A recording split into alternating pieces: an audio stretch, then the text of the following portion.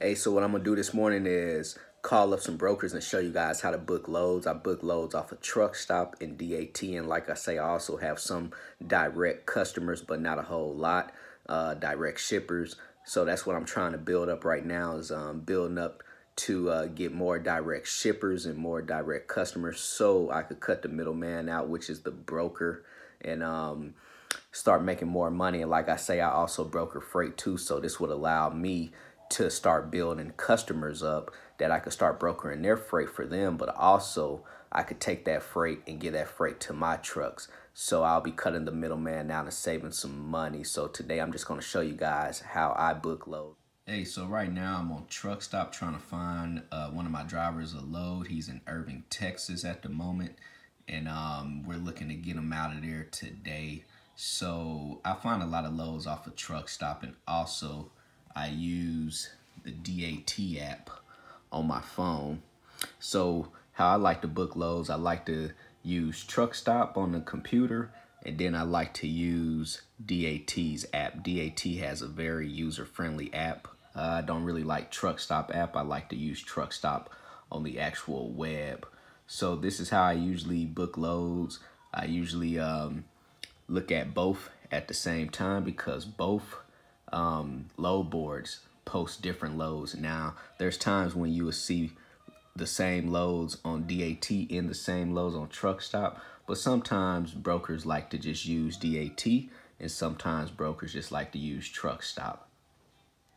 Hey, so right now I'm gonna call up a broker and Intelligent Logistics, this is Amber. hey, I was calling about your load from Wilmer, Texas to Maynard, Texas for today. Yeah, so it's going to require a 40-foot hot shot, 12,000 pounds on the weight. It's a 40-foot container. Picks up today by 11 a.m. and then we'll deliver straight through by 3 p.m. Okay. And what rate do you have on that? We've booked these for 400. For 400? Oh, okay, perfect. I'll call my driver up to see if he can haul that for you. And you said the pickup was at until 11 o'clock today? Yeah, it's ready now. Okay, perfect. Okay, let me call you right back. Okay, Okay. thank you. So that load was a container being hauled from Wilmer, Texas to Maynard, Texas. It was 195 miles for $400, so a little bit over $2 a mile, you know, about $2 even a mile. So right now I want to find something better than that, and I really don't care to haul containers, but if I do, they have to pay more money. I could have negotiated and asked for more money, but right now that's just too low for me, because on Fridays I like to get a good high paying load that I could drop off on Monday. And if I would have picked that up, that would have pretty much took my whole day up, and then by the time my driver would have dropped it off at 3 o'clock, most places they're going to be done loading up. So I like to get a good high paying load on Fridays, so when he drop it off on Monday, we start the week out with a good payday. All right, so I'm about to call up another load going from Fort Worth, Texas to Baymont, Texas. Hello, this is Susan. Please leave me a message. Thank you. Well, she didn't answer. Let's try calling back.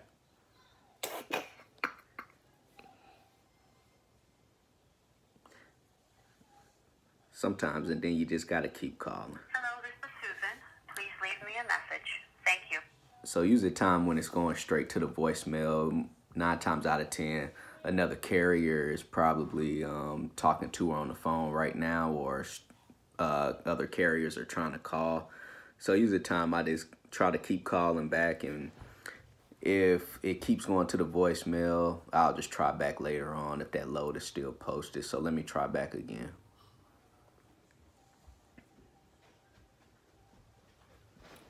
Hello, this is Susan. Please leave me a message.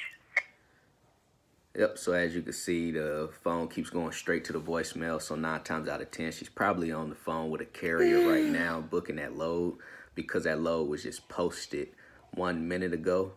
And it looks like it might be a pretty good load going 300 miles, just moving around in Texas. So I'll try to call back later on.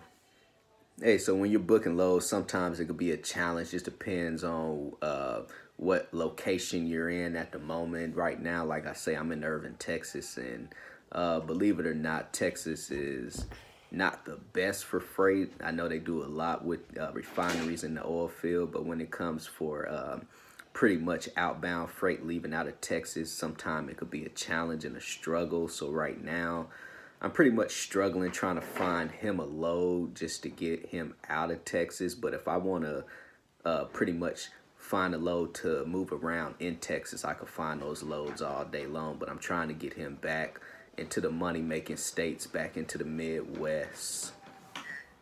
Hey, I was calling about a load going from Fort Worth, Texas to New Haven, Connecticut. Fort Worth, Haven, Connecticut. What kind of equipment do you have? We got a 40-foot hot shot. Okay, that's about 5,000 or less of crated parts. Loads today, delivers Monday, pays 2,700. Oh, okay. And is that pretty much the best you guys could do on that?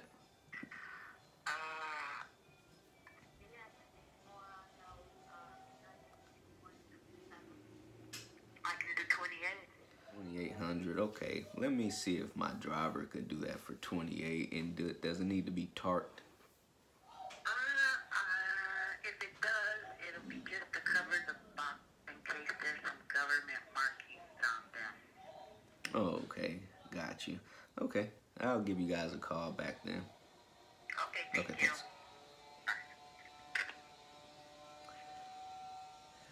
And the reason why I didn't book that load is because it's going 1,667 miles, and the best she can do is 2,800. So 2,800 divided by 667, that's only $1.67 a mile, and that's going into the Northeast. So that's pretty ridiculous on that price. Good luck on getting somebody to move that, and if somebody is out there really moving that type of freight, I feel sorry for you guys. Hey, so the key to booking loads is patience. You have to be patient in this business. Hey, if you guys are in a rush, trust me, you guys are going to miss out on the best paying freight out here. You have to be patient when it comes to booking loads. So, hey, I'm talking about being patient as just constantly watching that load board. Hey, I constantly keep refreshing the load board on my phone, and I constantly keep refreshing Truckstop. So I guarantee if you do this, and sometimes you just got to be on it consistently. It might take an hour, it might take 2 hours, but you guys got to be more consistent, and you guys got to be patient, because trust me, that load is going to pop up, and when that load pops up, you guys got to be pretty much ready to make that phone call, because right when that load pops up, you're not the only one that's watching that load. There's plenty of people and other truckers out here that's in the same situation. So you have to be the one that calls first and to book that load, because if not, that load could be posted for a minute, and right when you call and they answer, and they're going to tell you, oh, I just got that load covered. So the key to this business is to be patient and to be available. Hey, so I was able to book a load. I wasn't able to actually show you guys when I called, just because it happened so fast and I was moving around, so I wasn't able to record. So like I say, it just takes patience. It just takes time. Sometimes that actually took me probably about a good hour and a half to find, but I ended up finding the perfect load just because of my driver. He needed to get into this certain area. So like I say, when it comes to booking loads, you guys just got to be patient. So I'm going to show you guys a load that I found. I was able to book this load right here from Fort Worth, Texas to Memphis, Tennessee. My driver was in Irving, Texas, so his deadhead was about 25 miles to put him into Fort Worth, Texas. The loaded miles is 488 miles, and the rate that I negotiated for was $1,200, which put me at $2.45 a mile, which was an amazing rate to get out of Texas, because like I say, outbound freight in Texas sucks. Hey, so once you guys learn how to dispatch trucks to perfection, you guys can actually turn that into a business. I've actually trained up people that didn't know anything about dispatching. I trained them up, and now they actually own their own dispatching small company, which they were able to quit their regular 9-to-5 job. And as you can see, I got my son right here, and basically it will afford you to be able to pretty much have that freedom and that flexibility of working from home. So hey, once you guys learn how to dispatch to perfection, you can actually turn that into another side hustle or to a legitimate business.